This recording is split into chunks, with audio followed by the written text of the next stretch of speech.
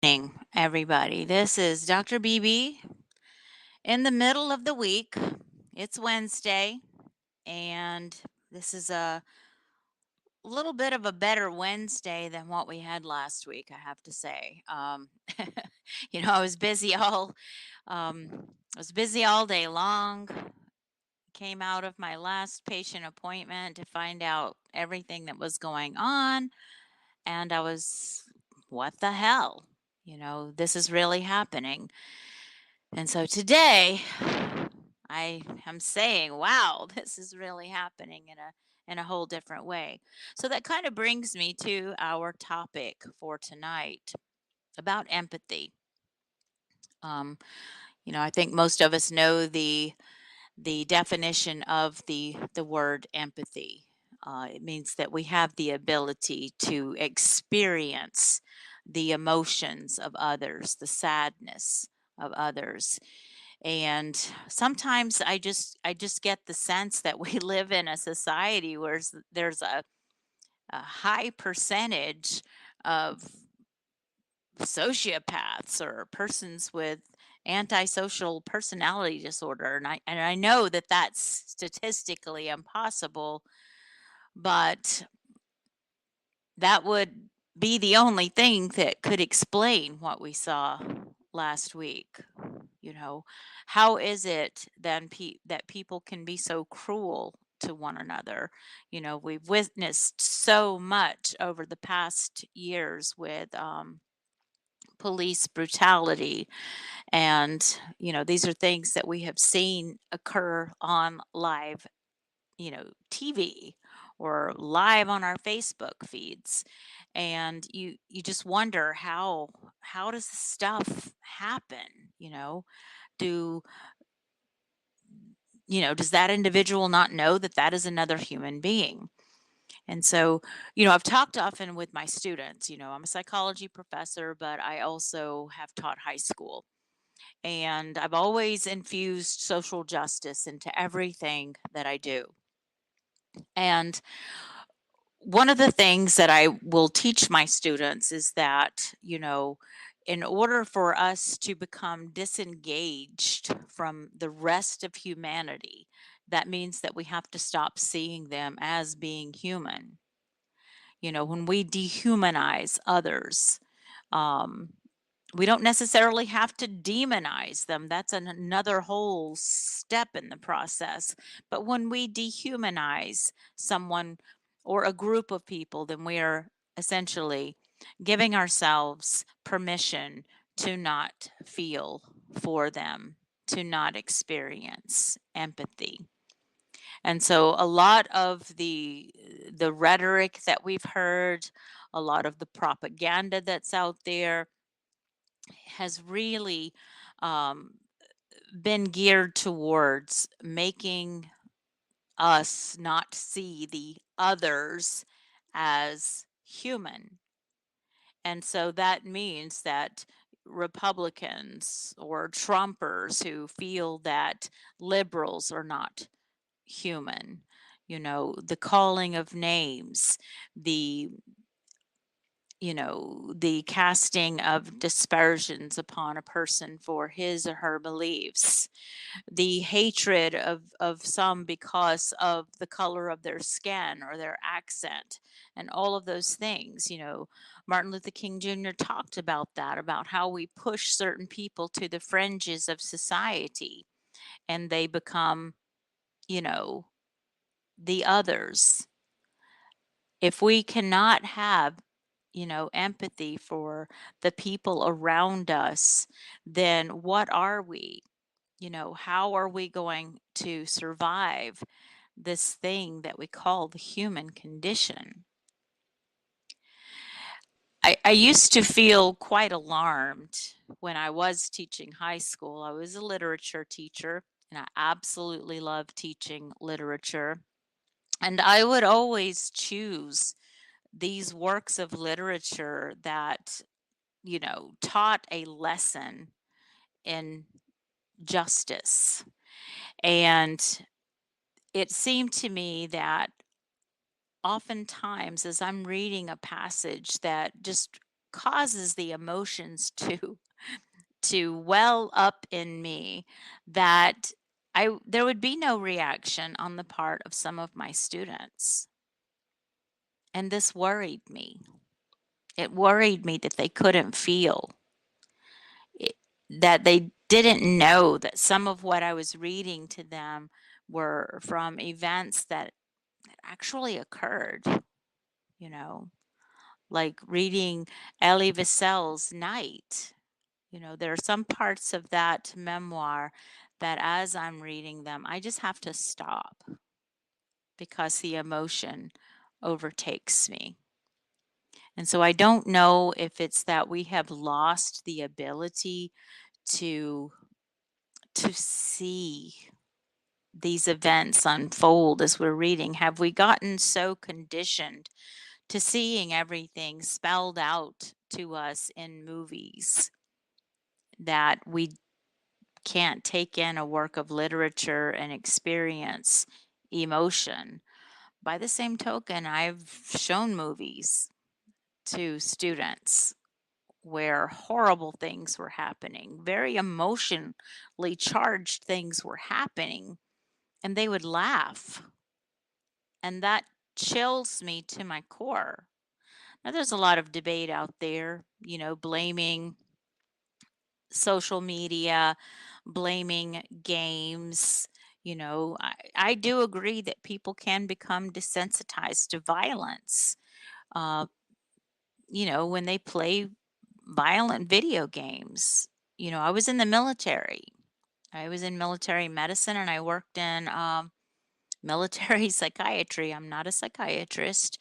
I was an enlisted therapist. And I know that games have been used to desensitize military members, especially those going in um, who will be doing battle, who will be using. Well, we don't use chemical warfare anymore. We're not supposed to. So I'm not going to say that we don't, but, um, those who are in the infantry, um, they are taught to dehumanize. They are conditioned to dehumanize the enemy. There's no way that another human can so callously take the life of another without first being conditioned or convinced that that other person is not just as human as we are ourselves. Okay. Many of our service people come back from the war and that you see they're not being conditioned anymore. There are no more debriefings taking place.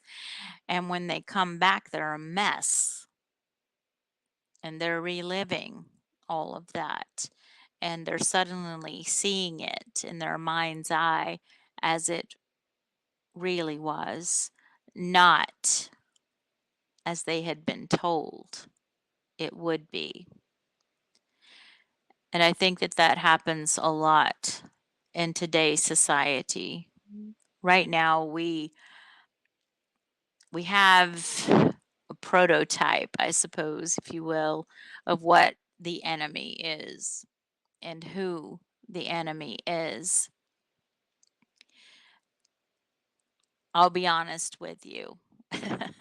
As I was listening to some of the arguments that have, and it's the same old people all the time on the House floor today, and something occurred to me, and this may sound terrible, and I apologize. I really do.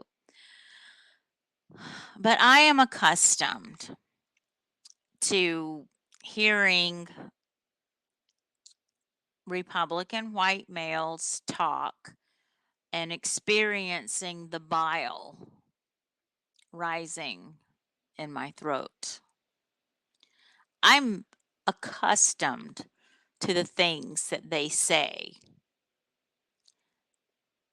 and the racial and the racist used to be uh, undertones, but now it's like a megaphone out there. I'm really accustomed to that.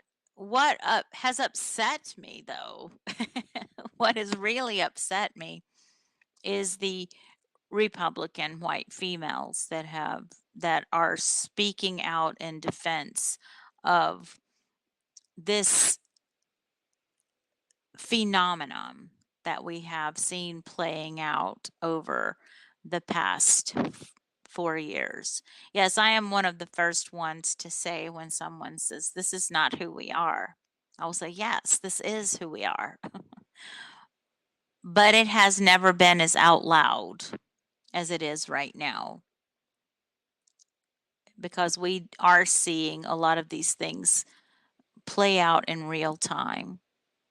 75 years ago, on any given Saturday night, a black family sitting around the dinner table could have their home invaded, could have a cross burned in their yard. Any white individual who was considered to be a sympathizer, and you know what the word was for a sympathizer of the black experience, um, would is was also likely to have a cross burned in the yard. So there was a lot of stuff going down. We just didn't hear about all of it. We didn't see it happening. It wasn't tweeted out to us. So I am not I'm not naive. I know that it used to be a hell of a lot worse in many ways than it is today. Oh, but my God, we also thought that we'd made progress. We knew that were bad people out there. We know that white supremacy is a thing and that it's never really going to truly go away. But you see,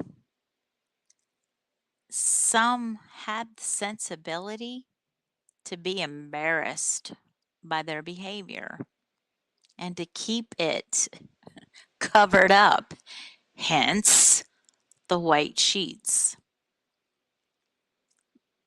Today, people are out loud with their lack of care, with their lack of empathy for their fellow man, woman, child. The sad thing of it is that I see this in some of the families that I've worked with as a teacher and now that I'm working with as a therapist. And I've noticed that that is the thing that is wrong in a lot of relationships. Is that lack of empathy for one another. And so then when I start looking at it in the smaller picture, I recognize that, this thing called empathy has to start in the home, you know? We have to demonstrate that to the people that we love. I have observed parents in, stores and public places using such a harsh and awful tone with their children. And I would look at that child's face and I would feel empathy for that child. And I would feel the tears come to my eyes because I think to myself, how can anybody treat a little kid like that? And especially how can a parent treat a little kid like that? And then I have to kind of step back a little bit, because this happens a lot of times in my therapy sessions. And I have to generate some empathy for that parent. And so one of the things that I talk a lot about in my sessions is that so many people are just getting by. They're just barely surviving, that they don't have time for these bigger emotions. They don't have time to critically think about how they're responding to situations because they're in survival mode. And when we are just in survival mode, the only emotions that we are in touch with are our most primal ones. And in our most primitive states, millions of years ago, it was our anger. It was our, you know, fight mode that kept us alive. We should not be having to engage on that level in our homes, especially. And I say this because so many are having to be in that fight or flight mode when they're just out conducting their business or out socially, going for a run, or maybe just answering the door. So if we're having to be on our guard to such an extent to the outer world, should we also have to be on our guard when we are in what should be the safety and the sanctity of our homes? The enemy should be on the outside, not on the inside. And this was all just kind of speaking to me as I was listening to some of our representatives speak today, because we do have people on the inside in our House of Representatives that are QAnon supporters. They're listening to all of this propaganda, these conspiracy theories, mad because they can't be on the House floor packing heat. You know, that's scary because the enemy is within. The enemy should not be within our homes. You know, the capital is the people's house, and the enemy came inside. So we see this happening, and we have seen, like what happened to Breonna Taylor, the enemy infiltrated, came inside. When we feel that our family members are the enemy, and we know that there is an enemy outside, where do we have to go? I mean, where? Where do we have to turn? Empathy has to start with ourselves. We have to be able to console ourselves, to be in touch with who we are and what moves us before we can ever look at another human being and express that empathy toward them. When we are in a conversation with someone, and maybe that conversation becomes heated, and when people say we were arguing, I stop them and I say, no, you were verbally fighting, because it became about who's going to win the fight. You see, an argument is when you have something that's really important to you and you state your case, and then you provide your evidence to support your claims that your case, you know, is the better case, the better claim. but it becomes about winning. And so when we're winning, we pull out our arsenal of words, of hurtful, ugly words to use against the people that we profess to love. And when we do that in our homes, and there are children who hear this, we're teaching them that this is the way you are supposed to behave. This is the way that you are supposed to react when someone says something that you disagree with. We should be able to have difficult conversations in our households. Too many people were brought up and they're bringing up their own children with, the adults have the last word. We're not allowing our little humans in our households, we're not allowing them to experience the fullness of their emotions.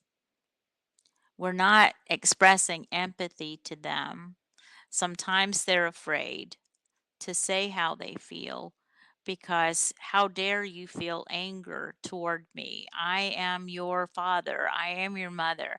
I am the one that puts food on the table and I work and I do this. And it becomes about that and not about what this child is going through. And so teenagers will shut off their emotions because parents do not express empathy to them. What we have to understand is that when teenagers are going through something, it may seem small to us, but it is the biggest thing that they have ever experienced because they're very much in the here and now with their emotions. And if they're shutting off their emotions to protect themselves from their parents, then when they're out there in the world and they're forming work relationships and social relationships and then romantic relationships, they're not going to know how to express that empathy. And we make them vulnerable to someone who has the ability to tap into that primitive side. When they find something that they can get passionate about and they can be moved to anger and to violence, that's how it happens. People are who have the ability to feel true empathy and love do not do what we witnessed last Wednesday. People who have the ability to experience true empathy and love do not put their knee on the neck of another human being and crush the life out of him. People who have the capacity to experience empathy do not call people hurtful names. They do not wish harm upon others just because they're different. I mean, I got to tell you, there's some people I don't like. And those of you who have listened to me for a while, you know who they are. It would take a lot for me to be moved to tears.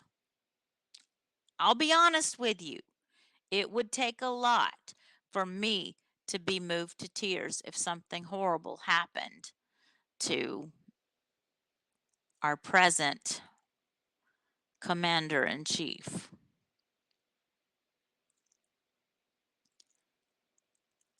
Because you see, he does not feel pain. So there is there is no empathy, because you see, empathy is the mirrored feeling to what someone else is experiencing. I'm a very empathetic person. I often say that I'm an empath. My students used to laugh at me because I would just well up in tears if someone was telling me something sad that had happened to them, or when I was reading with them and I would come to an emotional part of a novel, well up in tears. I'd have to stop and just let myself regain control of my emotions. That's a normal reaction. It's not a sign of weakness. You know, anger is not strength. You know, fighting in the way that we heard talked about last week is not strength. Yes, everyone has the right to stand up and voice their beliefs, as contrary as they might be to how I feel. I served in the military to defend that right. But you see, when one person's right, okay, when one person's right or their privilege becomes destructive to the right or the privilege of another, we've got problems when that happens. Free speech, when used to cause harm to another, should not be exercised. There should be a consequence for that. And so now all of us who are parents, teachers, counselors, therapists, who see young people, who love young people, we've got our work cut out for us. I have a daughter who's 20. She'll be 21 this year. And she was born in 2000. And the Twin Towers, the Pentagon, all of that stuff happened 9/11. The week that she was born was when this little Cuban boy was being his face was all over the news because he had not quite made it to shore, and there was all this whole political thing going on. I knew then that she was going to see a lot of stuff going down in her lifetime. So then there was 9/11. Then there were all the school shootings. Then there was all of the police brutality and the black and brown people dying, it seemed, every week. Every week in the year 2016, that summer was the worst summer ever. That was a whole hell of a lot of foreshadowing for things to come. She has had to see too much. This generation has had to see too much, you know. And so then today, to experience the only time that a president has been impeached twice, that's a whole lot of stuff. And I don't know if you see these young kids who are 20, 21 years old realize just how effed up this is, because you see, that's all they've known. That's all they've known. I hope that this has not hindered their ability to feel empathy. Now, I know in talking with my daughter, with her friends, with my college students, and some of my former high school students, I do feel some measure of hope for the future. I think that this generation will be the one that saves us.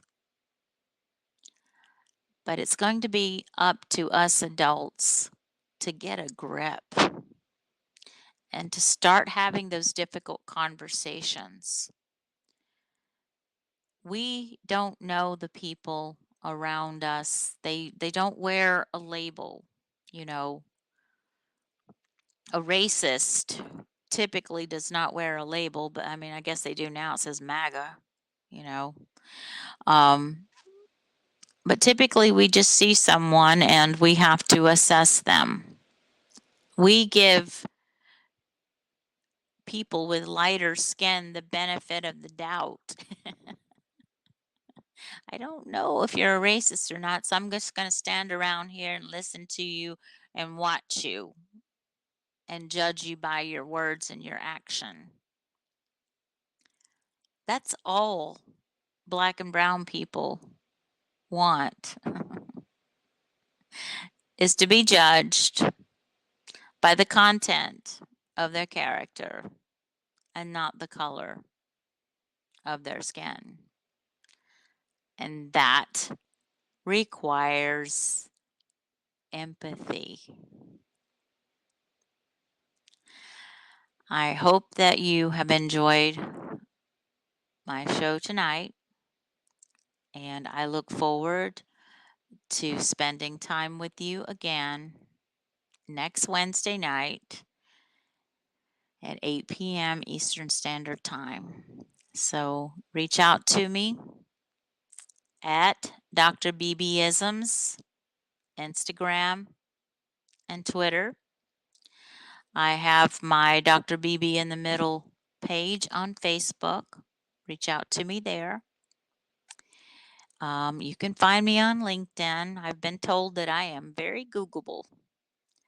So, in the meanwhile, I want to wish everybody a healthy and happy life. And it looks like I have a caller. And I just want to say that we've got to get through the next few days. We have to get through, um, you know, next Wednesday. and hopefully it will be not downhill, but uphill in a good way. So I have a caller calling in. I'm going to connect with the caller.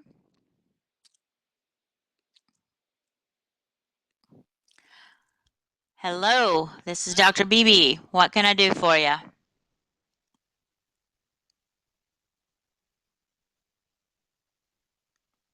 Am I connected with Karthik? I can't hear you. You must be on mute. Hello. Yeah. Hello, can you hear me? I can hear you just fine. Thank you for calling. Yeah, Dr. Baby, this is Karthik from calling from India. Uh-huh. So, how are you? How are you doing I'm today? I'm doing really well. How are you doing? hmm Yeah, I'm doing great. Thanks for asking. So, actually, I'm new to this app, so just want to know about this broadcast. So, you're a doctor? Are you a doctor?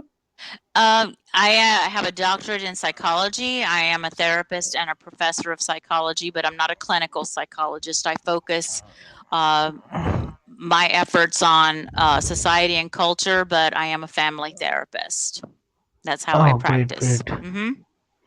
So, what is the main focus for this broadcast? So, Well, the main focus of my broadcast is just talking about things that are happening in our society, things that do affect us.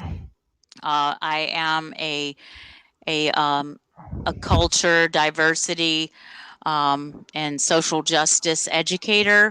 That is what the premise of my doctoral research was about, and I do that. That is also one of my jobs. I teach people online.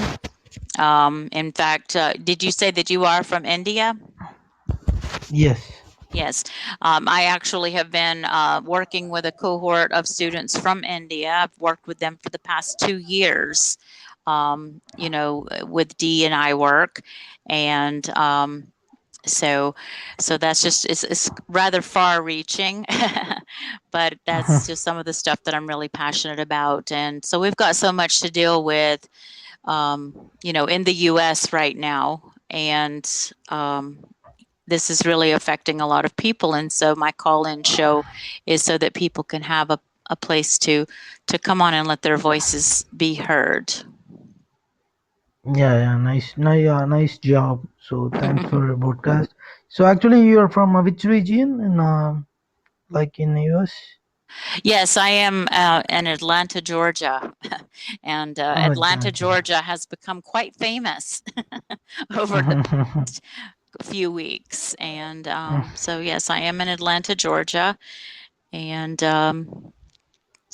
very much keeping up with what's going on here, so that I can, give a space for people to listen and to be heard as well. Oh, great. So every day so actually regular basis you broadcasted the show. What was that again? I'm sorry.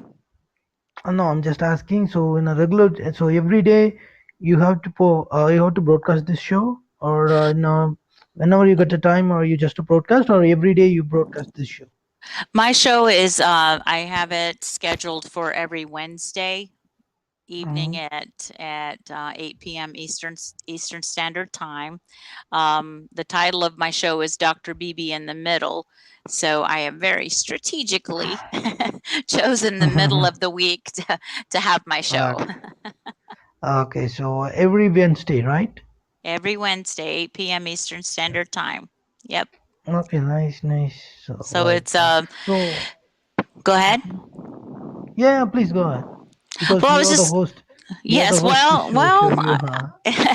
I appreciate that. Well, I wanted to ask you, how are you and your colleagues and your family? What are you guys thinking about what's been taking place, over the past week here in the U.S.? So actually, here people are not about aware of this. Most of the people here not aware of that US, because US there is only one thing is like the president was changed, and that some incidents in Washington DC.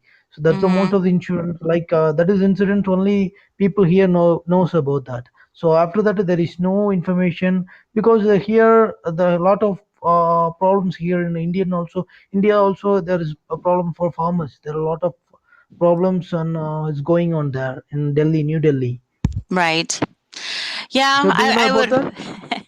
Yes, I do know that yes, there are issues going on in Mm. India. Yes, I do know that. And I think that it's a lot of pressure on the US, because, we're supposed to be this perfect democracy, and of course we're not. We've just always been a little bit better at covering it up and rewriting history. But I know that for other nations that we have observed these types of things, like what happened with storming the Capitol. We are accustomed to seeing these things happen in other countries, but not here. And so, um, for other countries who have looked to us as a source of hope, and we're supposed to be the model of democracy, and then suddenly this thing happens. That's kind of like, being the kid that everybody expects to be perfect. And Mhm. we can no longer be that, and maybe that's a good thing, that now we're just who we are. Yeah, great. So actually, you stated like initially that a lot of problems right now in Georgia. It's going on. You stated like In the state of Georgia. yes. Yes.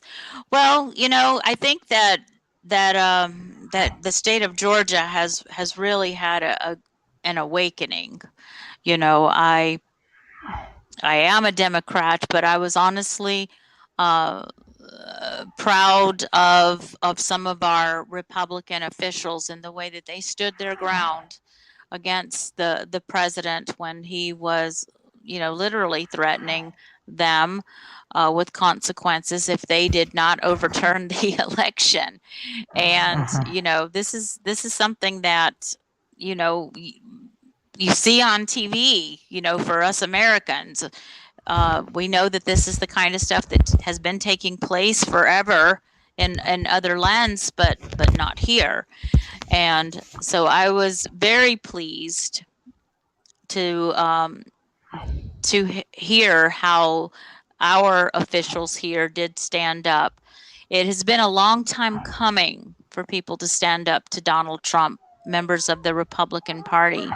And one of the things that I have discussed with a lot of my friends, colleagues, students, is that the conservative party, the Republican Party of 10 years ago, 15 years ago, that's not who these people are. These people are far removed from what original conservative values have been in the past. The politics aside, most of the people that I have known have been good people. These people who did this thing on Wednesday of last week and who are still planning to do other bad things, they're not good people. They're not good Mm. people. They're not So, patriots. so I think you supported Donald Trump, right? No, I did not support Donald Trump. Not in any way, So, shape, form, or mhm. fashion. So you supported Joe Biden? Biden? Yes, I do support President-elect Biden and Vice President-elect Harris. I do support them. Okay. So now, so you so like Biden is a Democratic Party, or Yes, the Bidens are members of the Democratic Party, and as well Mhm. as Kamala Harris. She was a senator, uh, for the state of California. Okay. So what about the Trump party? Party name Trump?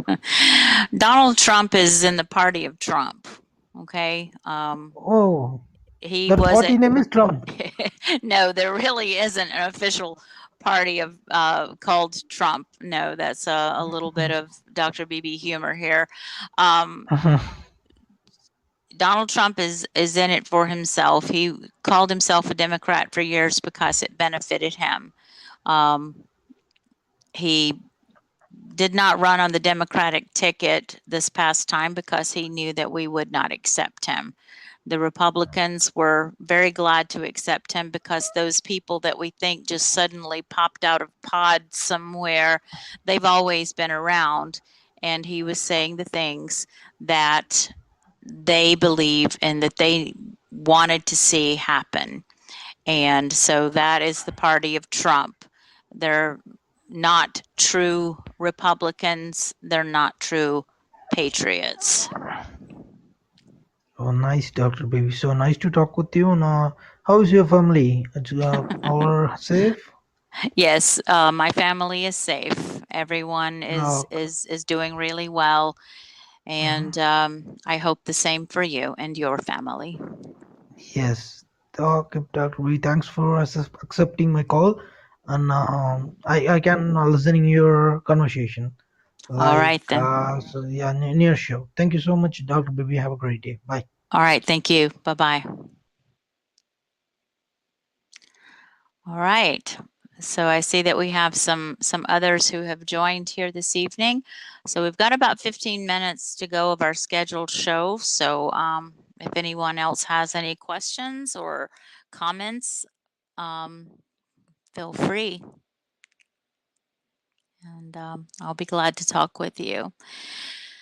So as I was stating before, Karthik called in. We've got till next Wednesday to go to to uh, to get through to Joe Biden's inauguration. And so we can only hope that we can get through this safely, that he can get through this safely. You see, because no matter what party we affiliate ourselves with, we should have the empathy to want him to be safe. We should not be wishing harm upon others just because their beliefs are different from ours. Certainly should not be wishing harm upon others because their skin color is different from ours, or they speak a different language, or they worship a different God. We got to get it together, people. We have a responsibility to these young people to really get it together, and we absolutely must show them that we can move forward. Um, we can move forward in this country as citizens, that we can come together. It's really hard. The topic of tonight is empathy, and I got to tell you that it's really hard for me to to um, to feel any ounce of empathy for these people who are spreading hatred and propaganda. But we have to try. I see people who are child abusers, who are, spouse abusers. I see all kinds of people in therapy. And in order for me to be effective in what I do with them, then I absolutely must try to get somewhere inside of their heads and figure out where their pain is. For people to feel this much anger, this much hatred, it's got to come from a source of pain. And so it's up to us, really, the woke folk, to educate them. But in order for us to educate them, we got to figure out why they're just so goddamn mad, you know? It's like it's like President Obama said back in 2017, y'all won. Why are you so angry? So we need to put our anger aside. We need to try to dredge up some empathy. And in order for that to happen, we need to have some hard conversations. And so that is the reason that I'm here with you every Wednesday night at 8 p.m. Eastern Standard Time, is so that we can have these hard conversations. Um, I do this from time to time with a couple of the organizations with which I'm affiliated. You know, um, we get together, we collaborate, we have these difficult conversations. We always do not agree with one another, and that's okay. As long as we can demonstrate respect for one another, and a willingness to really hear what the other is saying, that's a step forward. And so as we go out there in the week, let's just try to do that. Let's try to listen. Let's just try to listen to one another. Let's try to really hear what's being said and not pay so much attention to what we don't agree with, but try to focus on maybe where it came from. That's hard. It's hard for me, but we're going to have to try to do this. So, if we don't have any more questions or comments this evening, as I say to my students, well, I've just about covered everything that there is to cover here tonight. So I'm going to cut you guys loose a little bit early.